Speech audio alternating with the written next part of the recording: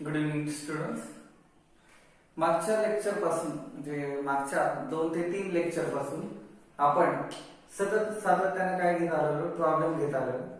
आजचंही lecture जे असणार आहे ते प्रॉब्लेम बेसवर असणार आहे आणि आपण प्रॉब्लेम बेसवर असणाऱ्या लेक्चरमध्ये मागच्या लेक्चरमध्ये सेंट्रिपिटल फोर्स बद्दलचे काही एक्झाम्पल बघितले होते.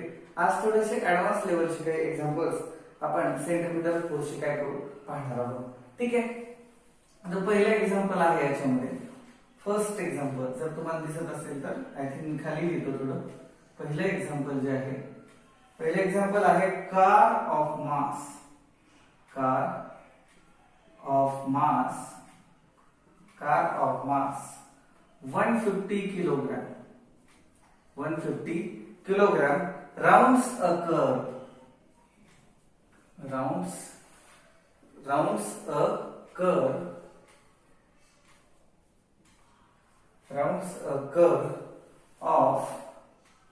rounds a curve of radius 250 meter. Of radius 250 meter at 90 kilometer per hour. Calculate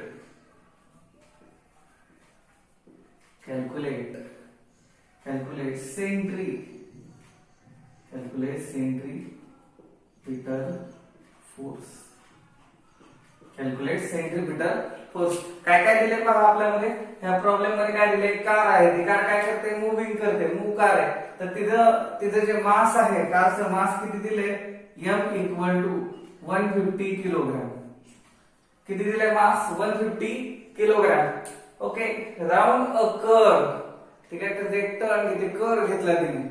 तर कर्व घेतला तर कर्वची जी रेडियस होती ती म्हणतात इथे 250 मीटर. कर्वची रेडियस काय आहे, 250 मीटर एवढी काय त्याची ती कार आहे. त्या कारने सगळं टर्न घेतल्याच्या नंतर तो एक कर्व झाला. तर कर्व होत असताना त्याची जी रेडियस असते ती रेडियस इथे दिली त्यांनी 250 मीटर आणि 250 मीटर रेडियस दिली आणि त्याच्यामध्ये काय दिलं परत आपल्याला, त्याच्यामध्ये त्याची त्या कारची असणारी व्हेलॉसिटी दिली किंवा त्याला आपण स्पीड म्हणतो इथं. ओके. ती व्हेलॉसिटी दिली, किती दिली, 90 kilometre per hour. 90 kilometre per hour. आता 90 किलोमीटर पर आवर याला आपण असं करता येईल, 90 multiply by 1000 divide by 60 multiply by 60 किंवा सिंपली असं पण करता येतं त्याला, 90 multiply by 5 divide by 18 equal to 25. Equal to किती, 25 मीटर पर सेकंड. काटाकाटी वगैरे केलं की आपल्याला इथे व्हेलॉसिटी किती मिळाली, मीटर पर सेकंड मध्ये केलं. काय होतंय, किलोमीटर पर आवर मध्ये होतं, त्याला आपण कशामध्ये केलं, मीटर पर सेकंड मध्ये केलं. पहा मग आता आपल्याला काढायचंय काय, सेंट्रिपिटल फोर्स काढायचा. आपल्याला काय काढायचंय, centripetal FCP equal to question mark. Centripetal force काढायला सांगितलं. ती आता पुन्हा लक्षात घ्या, प्रॉब्लेम काय, कार ऑफ मास. कारचा मास किती, 150 किलोग्राम. Round a curve. त्याने एक कर्व घेतला आणि कर्व घेतल्याच्या नंतर त्याची जी रेडियस होते ती रेडियस किती, 250 मीटर आणि त्याच्यामध्ये असणारी जी व्हेलॉसिटी दिली होती तिथं 90 किलोमीटर पर आवर. तर आता 90 किलोमीटर पर आवर अशी दिली आणि परत सांगितलं कॅल्क्युलेट सेंट्रिपिटल फोर्स. आता तिथं आपल्याला विचारलंय सेंट्रिपिटल फोर्स काढायला सांगितलं. इथं मास लिहिलं 150 किलोग्राम, रेडियस लिहिली 250 मीटर, त्यानंतर व्हेलॉसिटी दिली 90 किलोमीटर पर आवर आणि ते त्याला 90 किलोमीटर पर आवर ला आपण काय करता येतंय, 90 multiply by 1000 divide by 60 multiply by 60 metre per second मध्ये करण्यासाठी तसं केलं. याचं सिंपल कॅल्क्युलेशन केलं तर 5/18 येतं. सिंपल कॅल्क्युलेशन काय केलं, 5/18 आणि त्या पद्धतीने इथे उत्तर आलं 25 metre per second. Kilometre per hour मध्ये होती स्पीड, ती कशामध्ये करून घेतली आपण, मीटर पर सेकंड मध्ये करून घेतली. ठीक आहे. चला आता FCP चा फॉर्म्युला इथे मी लिहितो, FCP equal to mv² upon r. mv² upon r किती व त्याच्या एक खाली लिहितो, तुम्हाला दिसत असेल अशी आशा करतो. m किती दिलाय 150, v किती दिलाय 25 ब्रॅकेटचा स्क्वेअर आणि r आर किती बघा, आर किती दिलेला आपल्याला 250 मीटर. म्हणजे एफसीपी किती येते बघा, सिंपल कॅल्क्युलेशन करायचं आपल्याला. सिंपल कॅल्क्युलेशन केलं 3750 न्यूटन एवढं त्याचं काय येतं, त्याच्यामध्ये आन्सर येतं. ठीक आहे, लक्षात आला प्रॉब्लेम. ठीक आहे, नोट डाऊन करा पटकन.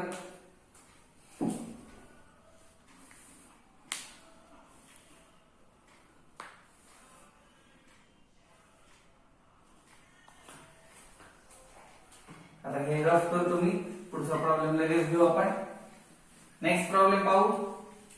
नेक्स्ट प्रॉब्लेम थोडासा मोठा आहे, त्याच्यामुळे आपण काय करणार आहोत, त्याच्यामध्ये नेक्स्ट प्रॉब्लेम इथून सुरुवात केली तर चालेल का? मी पाहतो बरं कॅमेऱ्यामध्ये,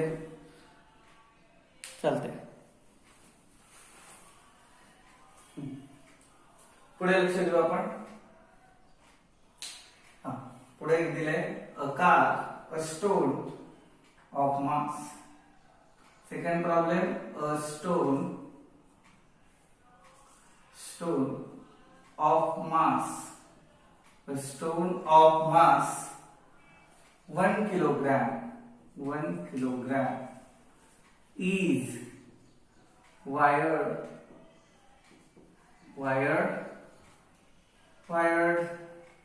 in horizontal circle,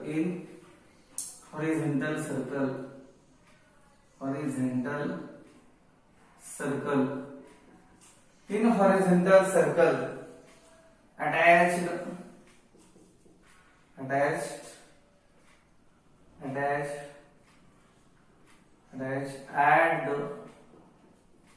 at the end of 1 meter, at the end of 1 meter, long string.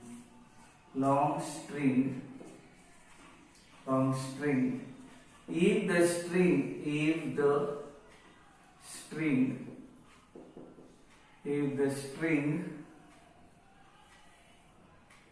string makes an angle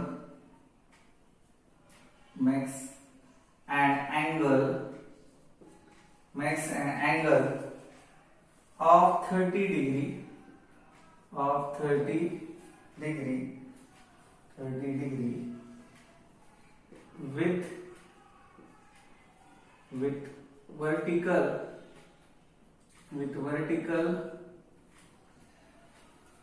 calculate centripetal force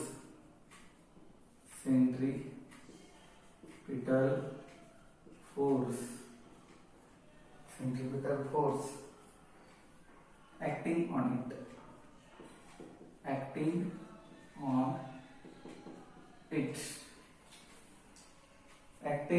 stone करा, स्टोन, इट पण चालेल, स्टोन. आता पूर्ण प्रॉब्लेम आधी समजून घेऊ आणि प्रॉब्लेम समजल्याच्या नंतर मग पुढे घेऊ. A stone of mass 1 kilogram. एक स्टोन आहे, त्या स्टोनचं काय दिलं, मास दिलं. त्यांनी काय दिले, मास स्टोनचं मास दिलं 1 किलोग्राम. एक स्टोन आहे, त्याचं एक मास आहे, त्या मासचं काय दिलं 1 kg. वायरला लावलंय इन अ हॉरिझॉन्टल सर्कल. एक हॉरिझॉन्टल सर्कल मध्ये तो काय करतो, असा मुव्हिंग करतो. तो जो स्टोन आहे, त्या स्टोन एका वायरला अटॅच केले आणि त्याच्यामध्ये गोल गोल फिरवत असताना त्या स्ट्रिंग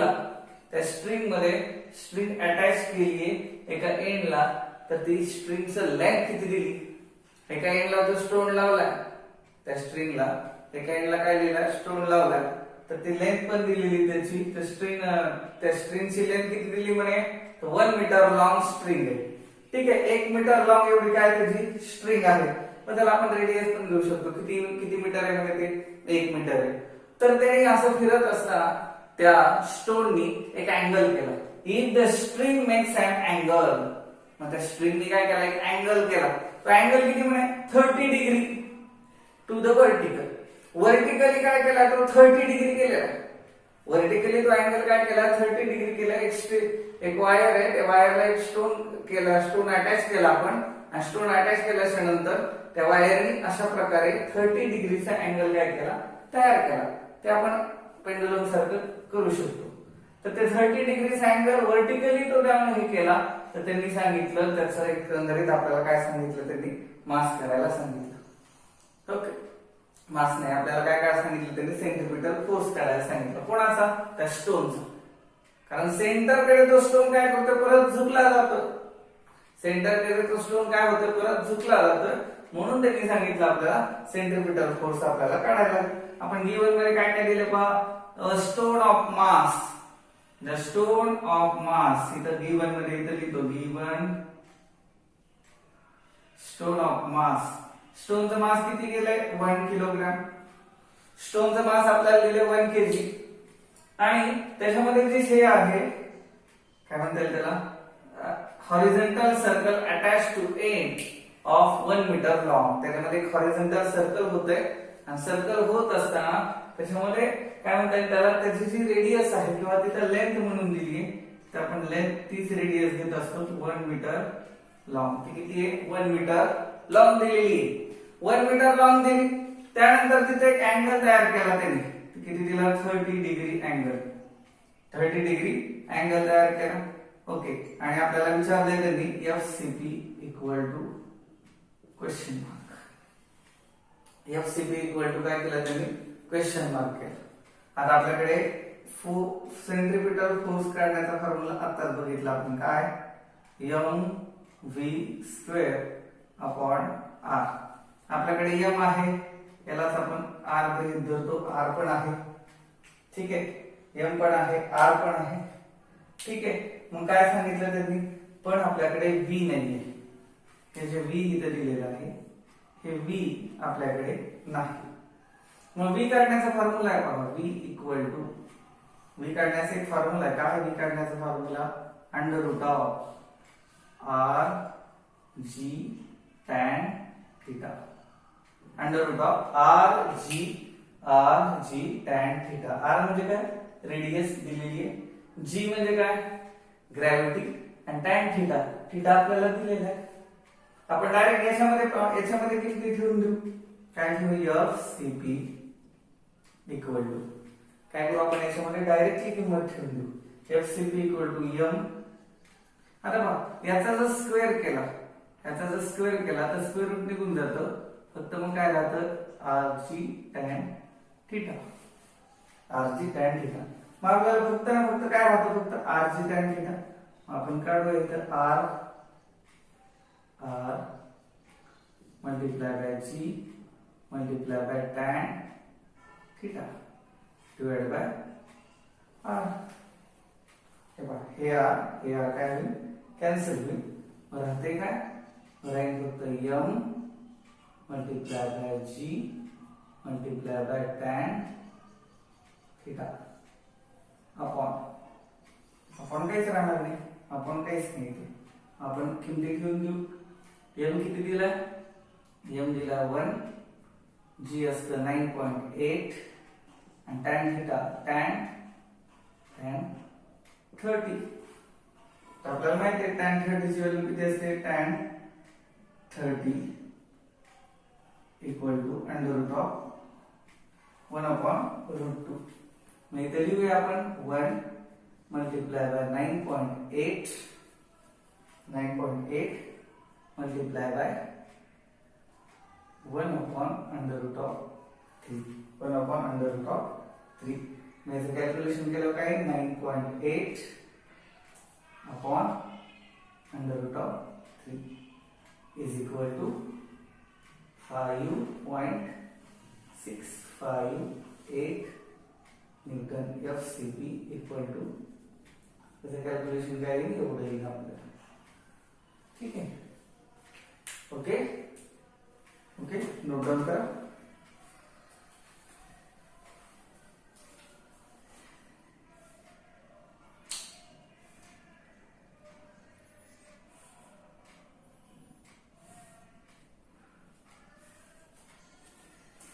ओके, चला तुम्ही पुसून घेतो.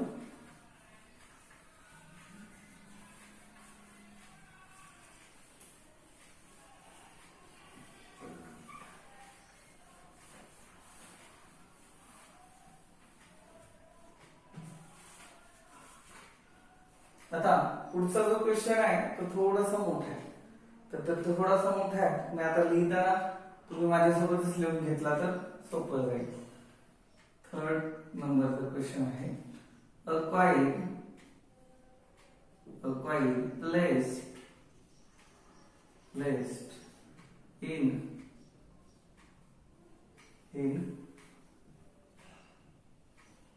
revolving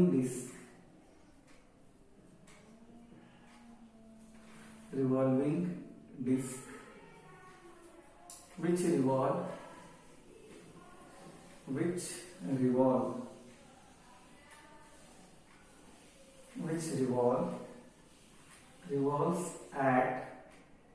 at 60 revolution per minute if does not slip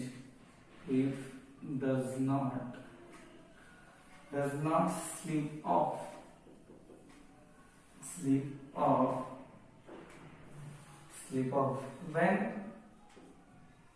when it is at 15 centimeter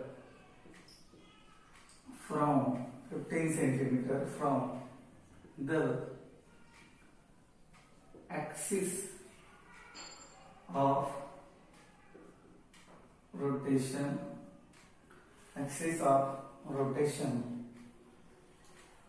What should be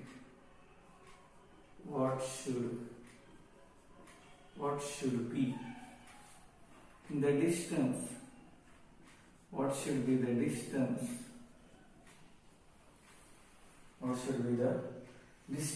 of the coin? What should be the distance of the coin from the axis of rotation?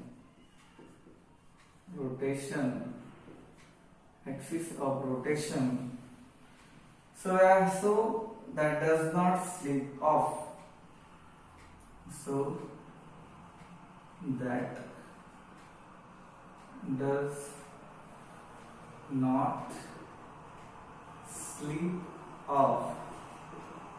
Does not slip off.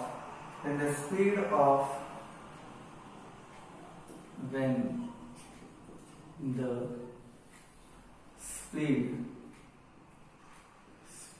of revolving disc change to 7.5 RPM.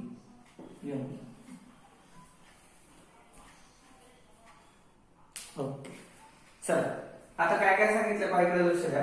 A coin place in a revolving disc. एक revolving disc आहे, गोल गोल फिरते. तर revolving डिस्कच्या वरती एक coin ठेवलाय. काय ठेवलंय आपण? एक रिव्हॉल्विंग डिस्कच्या वरती काय ठेवलाय? कॉइन ठेवलाय. which revolve at 60 revolution per minute. म्हणजे तिथं काय केलंय? n1 दिलेलं आहे आपल्याला. n1 फ्रिक्वेन्सी दिली त्या कॉइनची. ते कॉइन कसं फिरतंय? तर फ्रिक्वेन्सी दिली आपल्याला किती? 60 रिव्हॉल्यूशन पर मिनिट.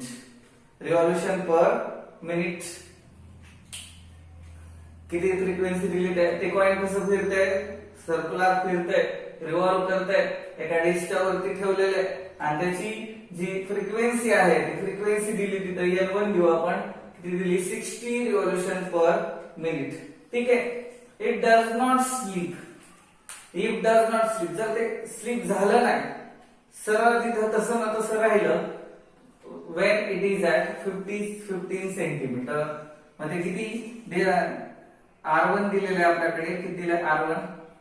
R1 दिला त्यांनी. R1 म्हणजे डिस्टन्स दिले त्यांचं कॉइनचं 15 सेंटीमीटर. त्यालाच आपण काय करू शकतो? 0.15 मीटर. 0.15 मीटर. सेंटीमीटरचं मीटर मध्ये केलं सिम्पली. ठीक आहे. मग डिस्टन्स दिलाय. त्यानंतर काय सांगितलंय? What should be the distance from the coin. म्हणजे आपल्याला काय काढायचंय? R2 काढायचंय. R2 equal to question mark. That's why what should be the distance of the coin from the axis of rotation so that does not slip off when it revolving disk changes. Okay. तर अगोदर काय सांगितलं गेलं त्यांनी नीट लक्ष द्या. एक disk आहे, त्या डिस्कच्या वरती एक कॉइन आहे आणि ते कॉइन जे आहे ते कॉन्स्टंट ह्याच्यामध्ये काय करतोय, ते एक प्रकारची काय म्हणतात त्याला, ते तिथे एक फ्रिक्वेन्सी दिली आणि त्या फ्रिक्वेन्सीने तो कॉइन काय होतो तिथे रिव्हॉल्व करतो. ती फ्रिक्वेन्सी किती दिली, 60 रिव्होल्यूशन पर मिनिट. पण तो कॉइन कुठे आहे, कॉइनची लेंथ कुठपासून, डिस्क पासून किती सेंटीमीटर आहे, डिस्क मध्येच आहे. डिस्कच्या सेंटर पासून कुठपर्यंत आहे तो 15 सेंटीमीटर पर्यंत, म्हणजे 15 सेंटीमीटरच्या अंतरावर तो कॉइन तिथं काय झालेला आहे, प्लेस केलेला आहे. एक आपली सर्क्युलर डिस्क असते, एखादी प्लेट म्हणा, ती मुव्हिंग करते. तर मुव्हिंग करत असताना त्याच्यावरती एक कॉइन आहे. जर तो कॉइन पडला नाही तर त्याचं डिस्टन्स किती होतं, R1. तर त्यांनी दिलं 15 सेंटीमीटर एवढं काय दिलं त्यांनी, तिथलं अंतर दिलं. ठीक आहे, 15 सेंटीमीटरचं काय करून घेतलं आपण, 0.15 मीटर मध्ये. तर आता पहा गंमत काय सांगितली, आता फ्रिक्वेन्सी, आता जर फ्रिक्वेन्सी म्हणजे N2 फ्रिक्वेन्सी जर 7.5 रिव्होल्यूशन पर मिनिट, किती अगोदर फ्रिक्वेन्सी किती आहे, 60 रिव्होल्यूशन पर मिनिट. तर त्यावेळी कॉइनचं जे डिस्टन्स होतं, कॉइन जिथं प्लेस झालेला होता, कॉइन जिथं थांबलेला होता, कोणत्या किती अंतर होतं त्याचं, 15 सेंटीमीटर एवढं अंतर होतं. आता काय केलं, फ्रिक्वेन्सी चेंज केली. फ्रिक्वेन्सी चेंज केल्यानंतर फ्रिक्वेन्सी किती झाली, 7.5 रिव्होल्यूशन पर मिनिट फ्रिक्वेन्सी. तर त्यांनी विचारलं या फ्रिक्वेन्सीला R2 किती असेल, किती अंतरावर तो कॉइन असेल, किती अंतरावर तो कॉइन असेल. आता पुन्हा एकदा लक्ष द्या, एक रिव्हॉल्विंग डिस्क आहे, एक डिस्क आहे, ती गोल गोल फिरते, रिव्हॉल्विंग डिस्क आहे आणि ती डिस्क गोल गोल फिरत असताना त्याच्यावरती एक कॉइन आहे आणि ते कॉइनचं अंतर किती आहे, त्या कॉइनचं अंतर किती आहे, तर सेंटर पासून 15 सेंटीमीटर एवढं त्या कॉइनचं काय आहे, अंतर आहे. 15 सेंटीमीटर सेंटर पासून तो कॉइन काय आहे, पुढे आहे. ठीक आहे.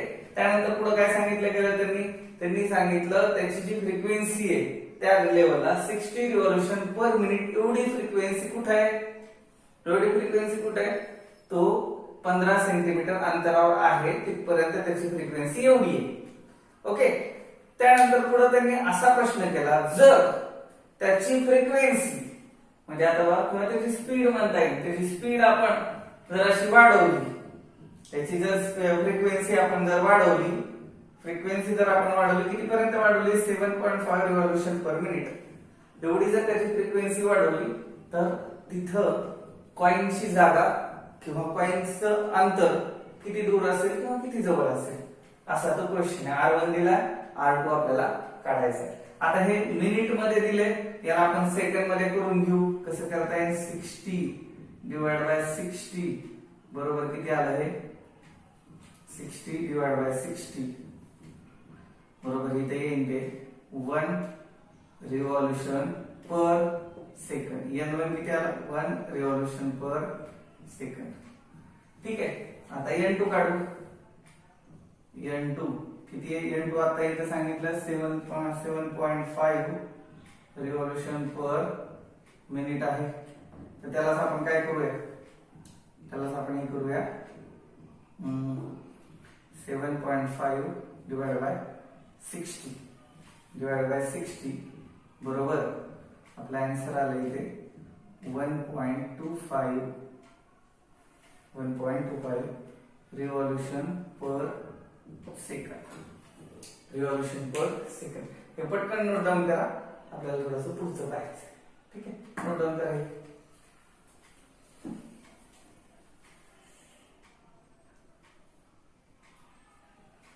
ठीक आहे. आता बघू आपण इथपर्यंत तरी लिहून घेऊ. काय काय दिलंय, N1 मिळाली, N2 मिळाला, R1 मिळाला, काय आहे माहिती आपल्याला, R2 काढायचा. तर आपण आता काय काय करू बघूया. इकडे पाहू.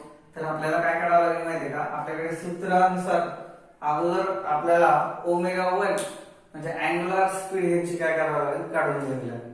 तर अँग्युलर स्पीड आपण दोन्ही याची काढू.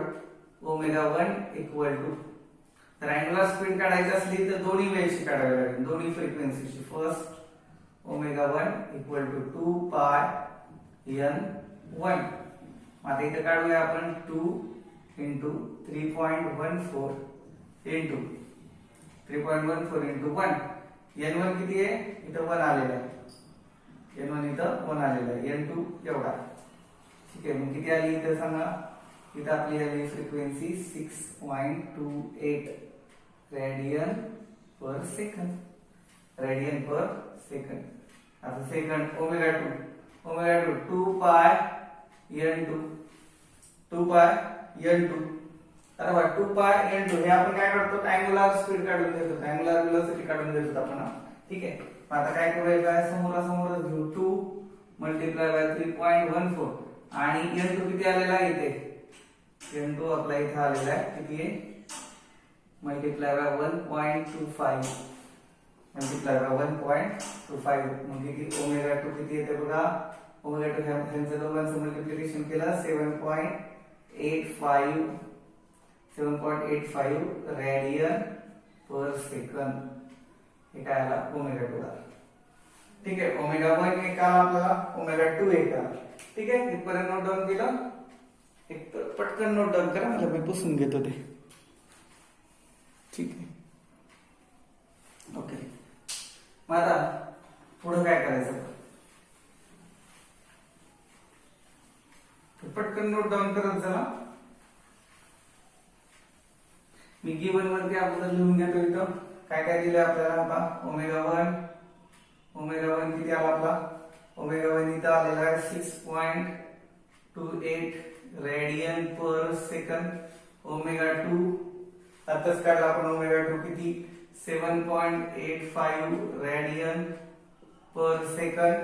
ठीक आहे, आणि त्यानंतर R1 आपल्याला दिलेला आहे. R1 किती दिलेला आहे?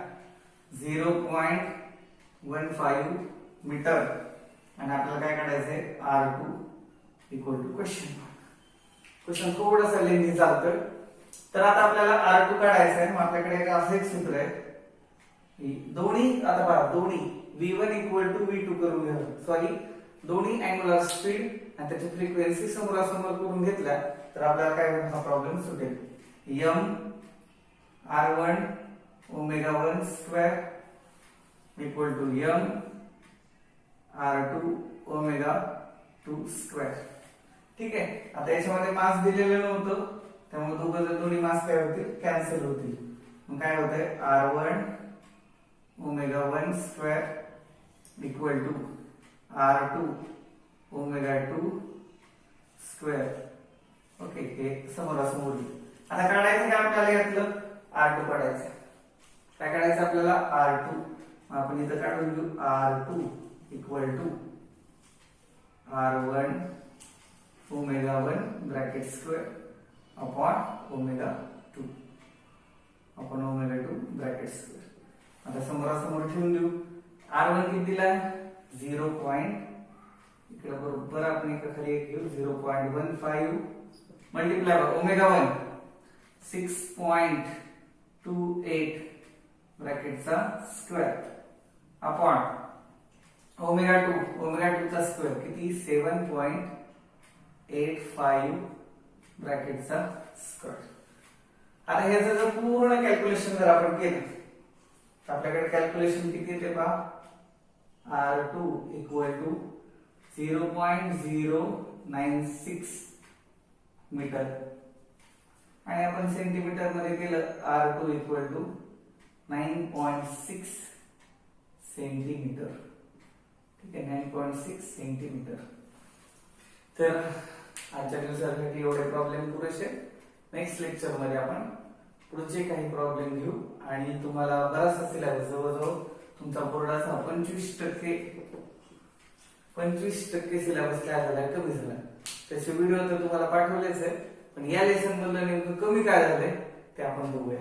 ठीक आहे, हॅव अ नाईस डे.